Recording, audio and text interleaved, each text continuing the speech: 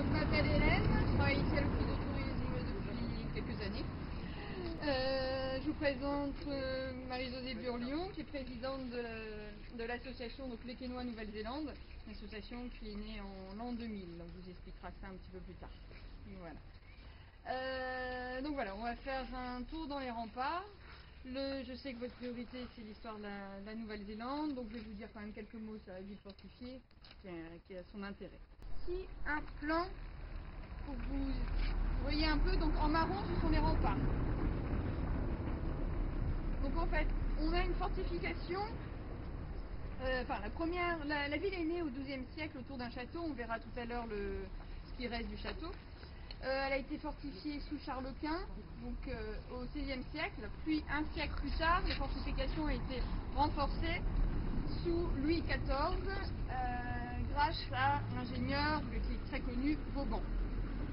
On a la chance d'avoir nos fortifications qui soient intactes, donc on peut faire le tour complet. Donc en fait, si vous montez en haut des remparts, il y a 3,5 km de remparts. En revanche, si vous ajoutez tous les ouvrages extérieurs, ça fait à peu près 12,5 km de remparts. Donc en 1901, la ville n'a plus été utilisée comme ville militaire, donc on dit qu'elle a été démantelée. Et hélas, mais surtout, c'est une super opportunité de nos jours, c'est qu'à cette époque-là, la ville n'avait pas assez d'argent pour démanteler ses remparts, pour les détruire, pour les enlever. Parce que vous imaginez bien qu'on est là coincé dans des murs, et pour se développer au niveau économique, c'est plutôt difficile. Ce qui est devenu forcément de nos jours une chance. Et dans les années 1970, il y a eu une vraie prise de conscience du maire du Quesnois qui a voulu que l'on restaure ces fortifications.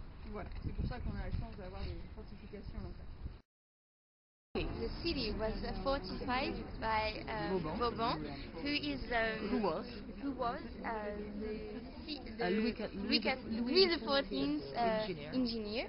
And first, after the war, people wanted to destroy fortification because it's really hard to develop the city with walls everywhere, ramparts everywhere. But then the mayor of Le Quesnois understood that it was a good point because of the tourism, and that it has really important cultural importance. A cultural impact. Une espèce de triangle. Et en tout, il y en a 8. Qu'est-ce que ça pourrait être? Une prison. Avant le XVIIe siècle, les soldats, les garnisons qui étaient ici dans la ville, étaient logés chez les bourgeois, chez l'habitant. Mais bon, vous imaginez bien que la vie des militaires et des bourgeois n'était pas du tout la même, donc il y avait des problèmes d'entente. Et surtout, c'est qu'à un moment, il y avait beaucoup plus une garnison plus importante que le nombre d'habitants. Et donc c'est Vauban qui a eu l'idée de regrouper tous les soldats au même endroit. Et donc c'est pour ça qu'il a créé des casernes militaires. Alors sur le Quesnois, on en a eu jusqu'une dizaine, et de nos jours, il nous en reste 3. Donc vous avez ici un exemple de caserne, c'est la caserne Tournefort qui a été réhabilitée en logement. This building used to be one of the soldiers' barracks. Quesnois has been occupied by the Germans from 1914. About 1,000 civilians were hidden in the town, usually in cellars. 3 New Zealanders companies were sent to liberate the Quesnois. They tried to enter the town 4 times. When they arrived, they discovered the walls and tried to find a solution to climb up the rampart. The first 3 attempts were a failure. The 4th attempt was successful. Lieutenant Avril was the first soldier to erect a ladder, so he managed to climb up the wall. The German soldiers surrounded and the civilians stopped hiding. They were freed. 93 New Zealanders were killed in the battle, and 450 soldiers were wounded.